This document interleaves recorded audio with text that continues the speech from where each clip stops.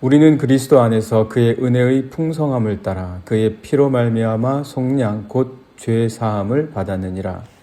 이는 그가 모든 지혜와 총명을 우리에게 넘치게 하사 그 뜻의 비밀을 우리에게 알리신 것이요 그의 기뻐하심을 따라 그리스도 안에서 때가 찬 경륜을 위하여 예정하신 것이니 하늘에 있는 것이나 땅에 있는 것이 다 그리스도 안에서 통일되게 하려 하심이라. 모든 일을 그의 뜻의 결정대로 일하시는 이의 계획을 따라 우리가 예정을 입어 그 안에서 기업이 되었으니 이는 우리가 그리스도 안에서 전부터 바라던 그의 영광의 찬송이 되게 하려 하심이라.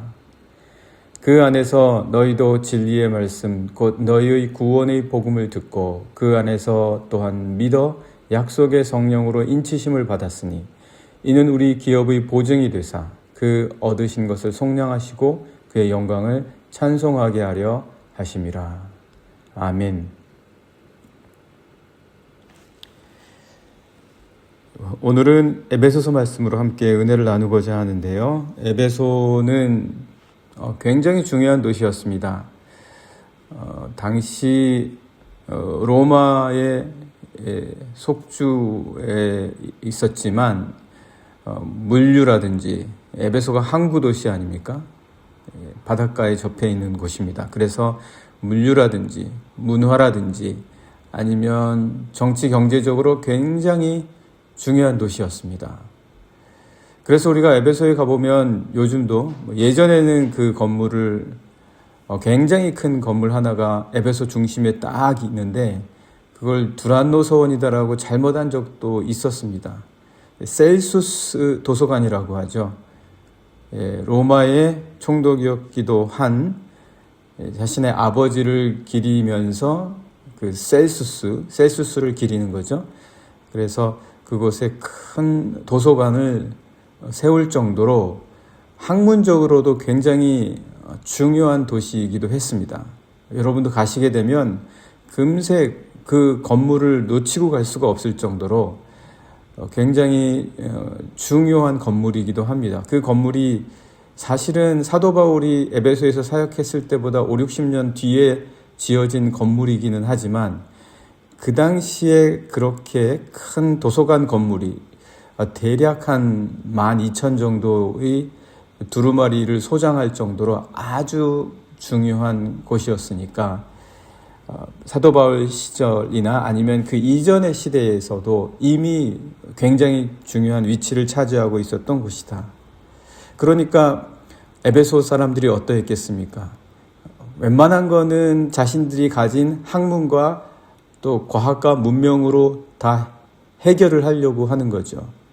자신들의 학문으로 다 비춰보면 뭐든지 다 세상이 돌아가는 이치와 자신들의 삶의 이유를 묻고 답할 수 있을 정도로 생각을 했습니다. 오늘날도 그렇죠. 그러나 여러분 어떻게 삶이 그렇습니까? 우리의 인생이 그렇냐는 거예요. 마치 아이들이 수학 공식 하나를 알면 모든 문제를 그 수학 공식 하나로 다 풀어낼 것 같지만 어디 수학 공식이 하나뿐입니까? 하나로 안 풀려요. 인생은 하나로 풀리는 문제가 아니에요. 우리가 풀 수 없는 문제가 얼마나 많이 있습니까?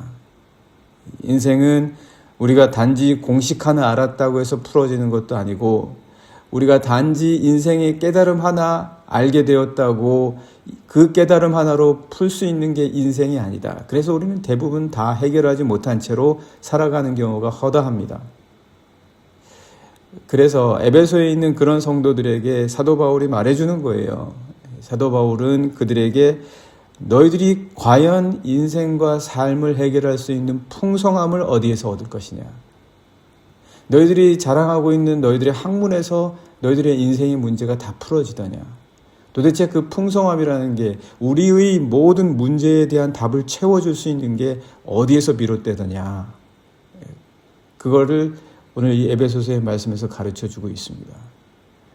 에베소에 있는 교회를 개척하고 나서 너희가 그 교회로 부르심을 받고 신앙생활을 하고 예수 그리스도를 아는 것이 바로 너희들의 삶의 풍성함을 채워주는 것이 아니냐. 예수 그리스도를 그리고 예수 그리스도의 십자가의 신비와 그리고 그 십자가를 통해서 부활에 대한 그 놀라운 비밀을 통해서 삶에 대해서 깨닫는 바가 없더냐. 그 지식을 알므로 인해서 너희들의 삶에 대한 문제와 해답에 대한 그 풍성함의 지식에 이르기까지 하는 것이 없더냐. 그것에 대해서 말해주고 있는 거죠. 그래서 에베소서의 말씀을 보면 교회와 선택과 예정의 비밀에 대한 모든 풍성함의 지식이 바로 그리스도 안에 있다라는 이야기들을 사도 바울이 많이 해주고 있습니다. 오늘 말씀을 한번 보실까요? 그래서 7절을 보시면 이렇습니다. 우리는 그리스도 안에서 그의 은혜의 풍성함을 따라, 풍성하다라고 하잖아요. 그리스도 안에 있는 것이야말로 우리의 삶의 모든 문제에 대한 답을 주기에 풍성하다는 거예요. 세상의 모든 것이 다 채워주지 못하는 것들에 대한 모든 답의 근원을 그리스도 예수가 갖고 계시다는 거죠. 그리스도가 아담을 대신해서 오셨고 그리스도가 모든 사람들의 죄를 대신해서 십자가를 지신다라는 그 죄의 대표성에 대한 것에서 또한 사흘 만에 다시 살아나서 부활에 이르르사 하늘과 땅의 모든 권세를 받으셨다는 그 놀라운 지식이 의미하고 뜻하는 바가 뭔지를 한번 깨달아 보았느냐. 그렇다면 그 지식이 너희에게 주시는 풍성함이 얼마나 큰지를 아냐. 그것에 대해서 이야기하는 거죠. 그래서 계속해서 보면 그의 피로 말미암아 속량 곧 죄사함을 받았느니라. 이는 그가 모든 지혜와 총명을 우리에게 넘치게 하신다. 예수 그리스도를 알게 되고 심지어 그분을 믿게 되면 그분 안에 있는 풍성한 은혜가 우리의 모든 삶에 대한 질문과 궁금증에 대해서 대답을 풍성하게 넘치도록 주신다라는 거죠. 풍성하게 넘치도록 주신다.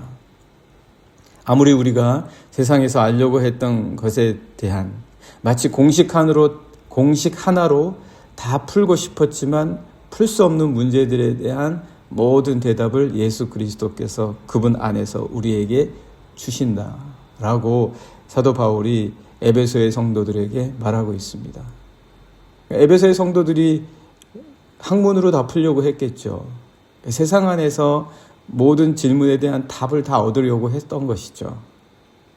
그러나 그 모든 질문에 대한 답을 얻지 못할 때 사도 바울은 그것이 도대체 어디에 있겠냐라고 말해줍니다. 네, 그래서 9절의 말씀도 보시게 되면 그 뜻의 비밀을 우리에게 알리신 것이요 그의 기뻐하심을 따라 그리스도 안에서 때가 찬 경륜을 위하여 예정하신 것이다. 사도 바울이 예수 그리스도 안에서 풍성하다라는 말을 했잖아요. 방금 앞서서 7절과 8절에서. 그가 예수 그리스도의 풍성함을 본 거죠. 그리고 나서 9절에 와서 무슨 말을 합니까? 9절에 와서는 그리스도 안에서 때가 찬 경륜이 있다. 그리고 예정하신 것이다. 라는 것을 이야기하고 있습니다. 때에 대해서 또 이야기하고 있어요. 때에 대해서 이야기한다. 여러분 우리가 동서독이 1990년에 통일이 됐죠. 동서독이 통일이 되는 것을 그저 나뉘어졌던 나라가 하나로 됐다라는 것, 역사적인 사실 하나로밖에 누가 더 큰 일이 벌어질 거라는 걸 알았습니까? 아, 독일이 드디어 다시 통일이 됐다. 야, 이거 정말 대단한 일이다. 그 정도로만 안다는 거죠. 그러나 그것이 역사적인 어떤 의미를 갖고 있냐? 그것이 독일의 통일을 가져올 뿐만 아니라 장차 나아가서는 소비에트 연방이라고 하는 소련이 무너지는 계기가 된다는 사실을 누가 예측을 했겠어요? 내가 오늘날 살아가면서 겪게 되는 이 하나의 사건이 그저 나에게 하나의 기쁨인가 보다, 하나의 즐거움인가 보다라는 단순한 하나의 사건으로만 알지 그것이 앞으로 나에게 올 어떤 더 큰 일의 시작이라는 것을 내가 어떻게 알겠어요? 아무도 모른다는 거죠. 그러나 그 모든 것들을 지금 예수 그리스도 안에서 내가 경험하게 되는 아주 작은 일조차도 그것을 바라볼 수 있고 앞으로 어떤 의미를 갖고 이 사건이 내 앞에서 지금 현재 벌어지고 있는지에 대해서 깨달을 수 있게 된다라는 겁니다. 예수 그리스도 안에서 때가 찬 경륜, 하나님께서 지금 이 일을 하고 계시는구나. 하나님께서 지금 이것을 위해서 나에게 지금 이러한 일들이 벌어지게 하고 계시는구나 라는 그 하나님이 지금 계획하시고 움직이시고 계신 그 경륜을 하나님이 어떤 일들을 예정하셨는지를 우리가 예수 그리스도 안에서 알게 된다는 거예요.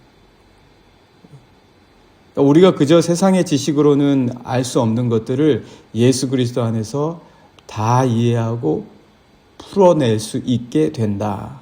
그거를 사도 바울이 이야기하고 있습니다.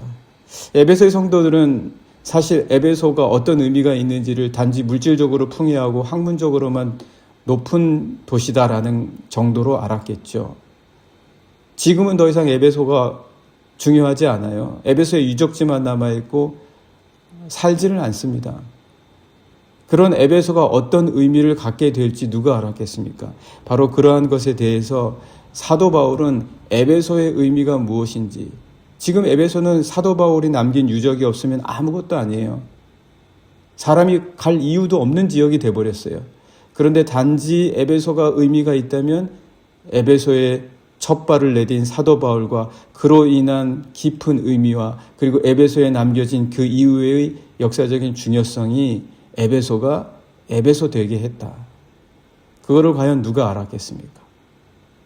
그것을 오직 그리스도 안에서 볼 때에야 풀어지게 된다는 거죠. 그리스도 안에서 다 모든 것이 이해가 된다는 거예요. 내가 하나님이 왜 이런 일들을 하고 계시는지를 생각할 수 있어야지만 현재 벌어지고 있는 일에 대한 모든 계획들, 앞으로 어떤 식으로 이 일이 이루어질지에 대해서 다 풀 수 있게 되고 알 수 있게 되고 깨닫게 된다는 겁니다. 오늘 내가 지금 왜 여기 독일에 있고 지금 이 일을 왜 하고 있는지를 단지 세상적으로만 보면 알 수가 없다는 거예요. 오로지 그리스도 예수께서 우리 안에 들어오셨을 때 하나님 아버지의 경륜과 예정을 통해서 깨닫게 된다. 그것이 이제 10절 말씀이에요. 10절 말씀 보시면 하늘에 있는 것이나 땅에 있는 것이 다 그리스도 안에서 통일되게 하려 하심이라. 왜 우리가 지금 현재 이 자리에서 이 일을 하고 있는지에 대해서 풀어낼 수 있고 그 일이 이루어지게 될 수 있는 모든 지식이 어디에서부터 오냐? 그리스도 안에서 다 흩어졌던 것들이 하나하나씩 엮여지면서 풀어지게 되고 이루어지게 되는 통일성이 바로 그분 안에 있다.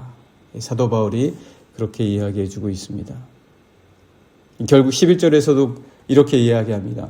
모든 일을 그의 뜻에 결정대로 일하시는 이의 계획을 따라 우리가 예정을 입어 그 안에서 기업이 되었다. 그러니까 예수 그리스도 안에서 하나님의 계획과 예정이 깨달아지고 알게 되니까 우리가 누구인지를 알게 되는 거예요. 우리가 무엇을 하고 있고 지금 현재 하고 있는 이 일의 의미가 무엇인지 알게 되고 깨닫게 된다. 그 말을 사도 바울은 우리가 예정을 입어서 그 안에서 기업이 된다. 기업이 된다. 이런 식으로 표현해주고 있습니다. 기업이 뭡니까? 기업은 유산이거든요. 하나님께서 남겨두시는 거예요.